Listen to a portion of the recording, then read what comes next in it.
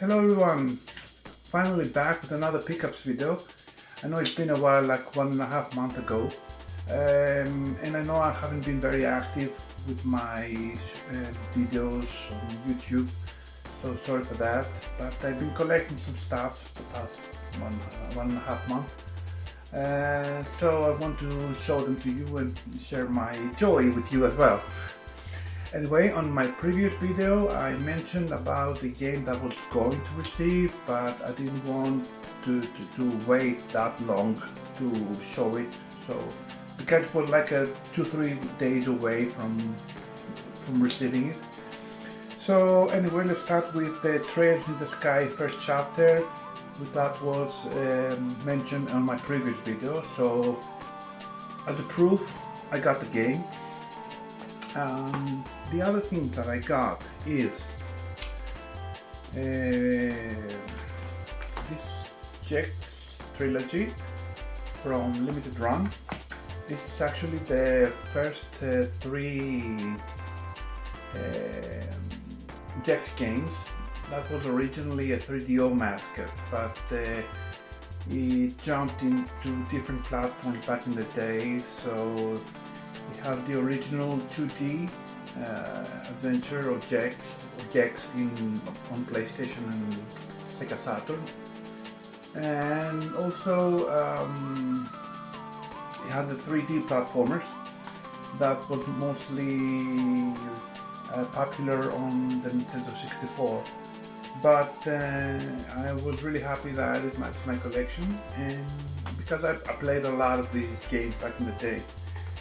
Anyway, I've got Pac-Man World Repack, the second collection, which is two more Pac-Man games. I know it's from the PlayStation 2 and GameCube era. I haven't been playing a lot of these games back in the day, but since I picked up the first collection, I thought I was obligated to get the second one as well. Anyway, this is 2000XX and 3000XX, which is two action platformers inspired by Mega Man. Even the characters are very like Mega Man style, Mega Man and X, and they are kind of roguelike action platformers. I bought the first one digitally, but I want to have the physical release since now it was available, so I want to add it to my collection as well.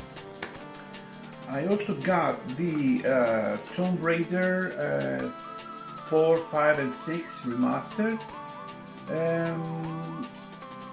To be perfectly honest, I'm not very familiar with PlayStation 2 Tomb Raiders.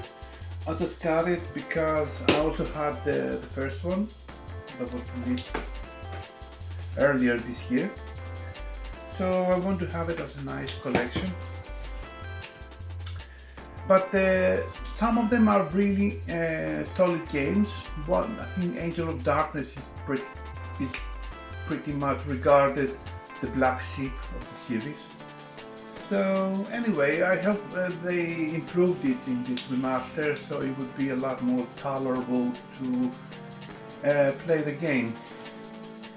Anyway, I also got the Binding of Isaac Afterbirth Plus, which is a roguelite twin stick shooter.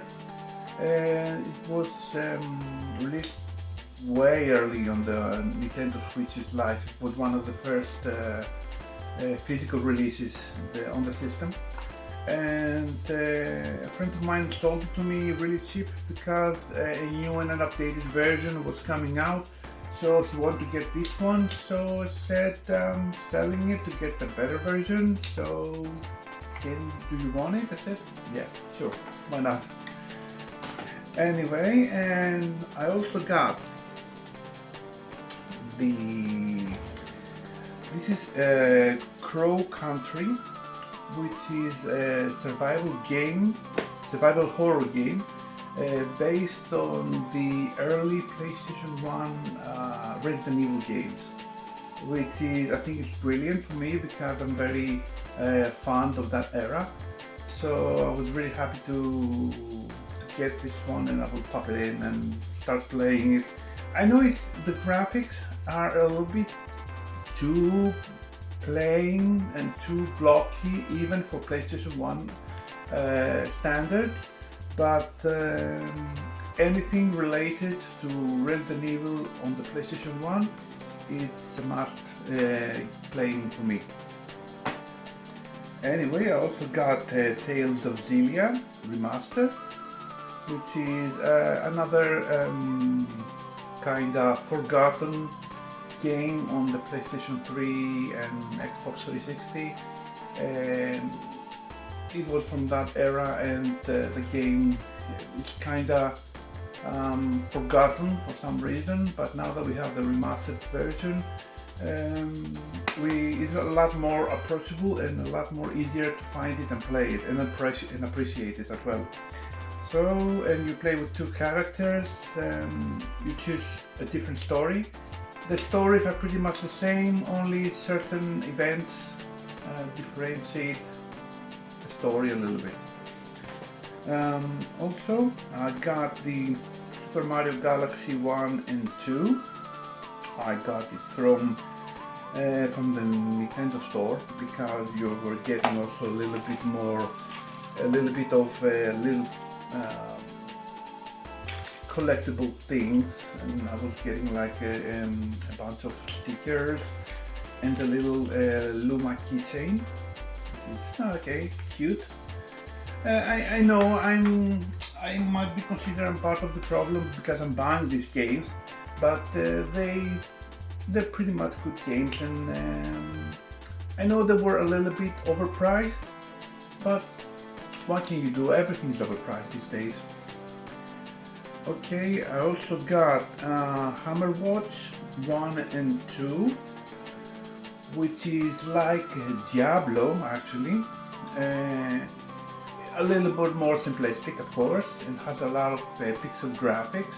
Has also the first game in this collection. I'm mostly interested about the second one, and pleasant surprise learning that it has two games inside here instead of one.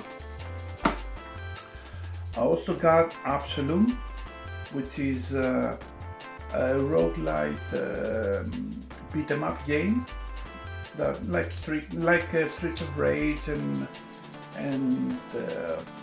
Double Dragon, and I like this game because it was made by Dotemu, which is legendary. It's not legendary, but they're very solid developers when it comes to 2D graphics, beat 'em ups, platformers, anything 2D is one of their specialties, so I just had to trust them and buy this game as well. Anyway, I also got Little Nightmares 3. I also got this game, yes, and because I had the first two as well.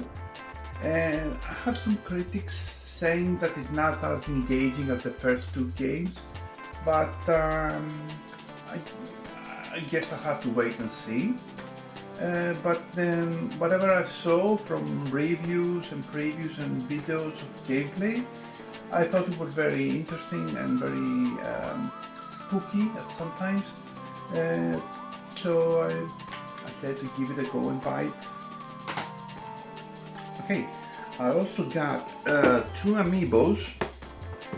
The first one is Samus amiibo, which is Samus on a very dynamic pose.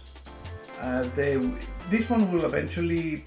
I'm not gonna keep it sealed, of course. I'm not one of those guys that keeping their amiibo sealed. And this one is also Samus on her new bike, which I think is massive and amazing amiibo. And this is because on the 4th, if I'm not mistaken, on the 4th of December, we're finally getting the long-awaited Metroid Prime 4. Beyond, which is a very anticipated game for many people, including me. And they started releasing the amiibo. I know they're over expensive, and they're too expensive, and they're overcharging those amiibos. It's not something that someone can go casually and buy to get it for a friend. Now they're pretty much considered collectible pieces, and only for few people. Not that not anyone can get, but like spending 40-50 euros for an amiibo is something you need to consider before picking one up. Anyway, I also got the Dragon Quest 1 and 2 H2 and Dragon Quest 1 and 2 HD 2D. Anyway, this is another game by Square. This is the first two games from the Dragon Quest series. They released it last year, Dragon Quest last year, I think it was last year. Maybe it was early this year. Anyway, they released before this one Dragon Quest 3, but I'm really happy that I got this. It's like pure, I mean, they're JRPGs in their purest form, like not a lot of heavy plot twists, just go there, find that thing, save that something, and go on with the story. Which is pretty much what I was expecting from an RPG of that era. So I'm really happy that I added that as well into my collection. I also got Final Fantasy Tactics.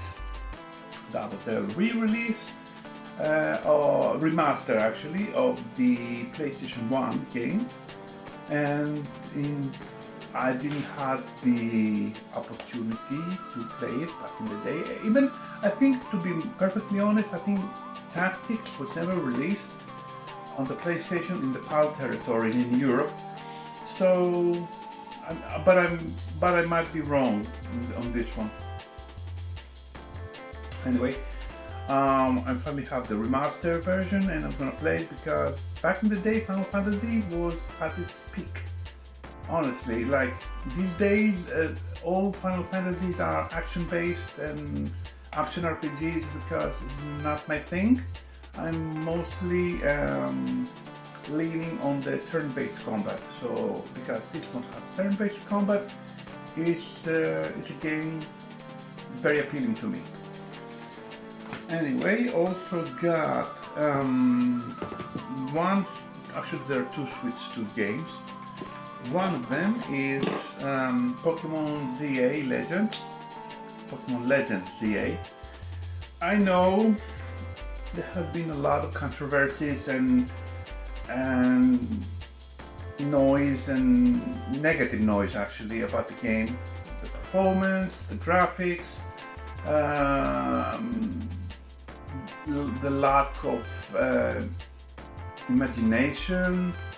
Like for example, most of you must have heard about the Starmie Mega Evolution, which is, I don't know. I just I bought it because I was very pleased about the first game, Arceus. That was an open world that you can go everywhere, and now here you're just isolated in a city. And I thought it was like, why are you doing that? Just to maintain like a steady frame rate. Being open world, it has a lot of different vibe to the game. It gives a lot of different vibe to the game. But anyway, it is what it is. I also got from Nintendo Store, and I got also these little collectibles, which is these two figurines of Charizard X and Y Mega Evolutions. I also got the 3 starters of the game, Tepig, Chikorita and Totodile. And they also sent me these little pins those 3 starters, which is nice. Honestly, I was more pleased about those figures than the game itself. Anyway, beside that, also the last game that I got on Nintendo Switch 2, it's Hyrule Warriors Age of Imprisonment, which I got the Japanese special edition. That was has a lot of goodies inside. Has a little cloth, like a scarf, keychain, the game of course, art book, some sort of kind of figurine. But anyway, it's I really enjoyed like how big it looked, and because I also had the first one on the big box, limited edition, I want to have it as well. So I'm not usually importing Japanese games when we got them here as well in English, but that was something special, so I want to get it in a little bit more premium state. Now, the other thing that I got is Hero Quest Crypt of Perpetual Darkness, made by Mandanello.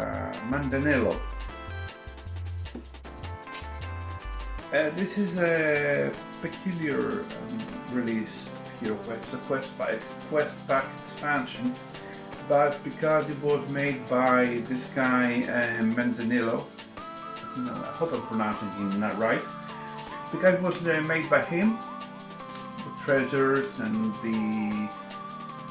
the items you were getting, they made them shinier, glossy, which is totally different from the base game. Anyway, I got it because I got all the other ones, and I heard that there was another one being prepared to release. Eventually buy it, that one too. And I know the tragic thing about all these is like I don't have friends to play Hero Quest with, but I buy them just for nostalgia purposes. You know, I grew up with this game, so it gives me joy to collecting things about things that I grew up with. Anyway, and the last thing that I bought is these 3 Chronicles decks, the Fallen and the Virtuous. This is a Yu-Gi-Oh game, Yu-Gi-Oh structure decks. I bought them because they can be a lot more. They can be very competitive. Konami really improved their products lately, and they're giving a lot of value to these structure decks. I also got these 3, also Yu-Gi-Oh related stuff. Each one has 3 decks, so you might say why you buy 3. The same question applied to the previous one, because some of them you need some cards in these decks, it's 1. So if you want to have a full play set of 3, you need to buy 3. Anyway, these were the stuff that I wanted to show it and share it with you. I hope I wasn't too boring. I hope I didn't waste too much of your time. And thank you for everyone watching all the way through. And anyway, I hope to see you again next time. Take care, guys.